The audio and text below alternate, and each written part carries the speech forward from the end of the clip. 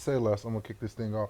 Welcome back to the Athletes Group Chat. We got my dog Sherman, Shawne Merriman in the house today. I mean, shoot, nickname Lights Out. It speaks for itself, brother.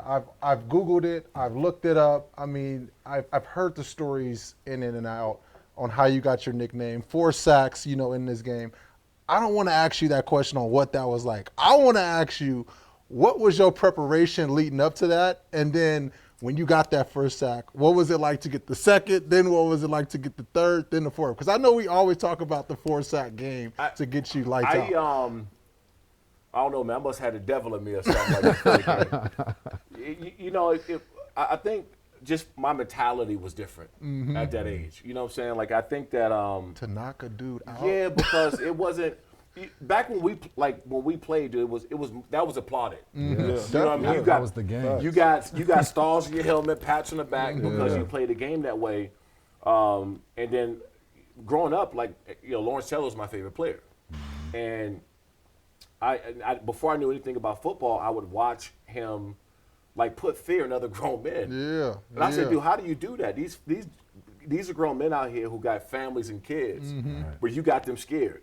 Right, and that's the way he played the game, and so I just approached everything that I did like that. And in practice, in high school, I couldn't hit with my teammates. Whenever they do hitting drills, my coaches would send me to the other field to hit tackling dummies. They wouldn't let me hit with my teammates. No way. No. Like for real, for real? No, they wouldn't. They would. That would piss me off. They used to call it. They had these 2 tackling dummies, Mr. Blue and Mr. Yellow, over there, and so they would point to the other field like, "Listen, we got to make it to the game. So go over there."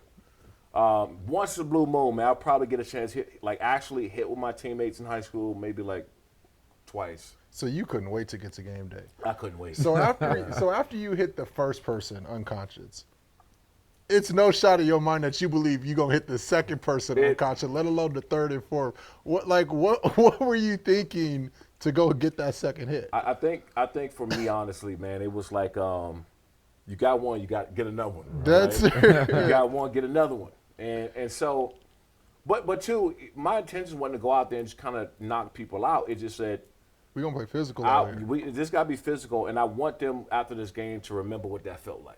Yeah. You know what I mean? That was my mentality, and that it's funny because that carried on throughout my whole career. Where whenever somebody's watching film, I wanted to point by, yo, that 56, that him right there. So even if you didn't see everything, you just saw me zooming past, running past, diving over.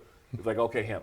That's the one that we stay away from, and so that's the kind of I would call it now the respect level you want to have playing that game. No, that's awesome. Well, I wanna talk about this a little bit because you've had such a dominant performance, and you got a little one, a little big one, but he's a quarterback. Yeah. So how do you teach that same aggression to a son that wants to be a quarterback that runs for people like you, trying to dominate them every single week? I had to get used to it. You know what I mean? I had to get used to it because physically, my son Shawne Merriman, he's actually one of the top quarterbacks. It's not the top quarterback, class 2029. That's what's up. And he just started his first year at DePaul Catholic. He had his first game a few weeks ago. How'd he do? He balled out. But he got several D1 offers already. And he hasn't played his his full freshman year yet.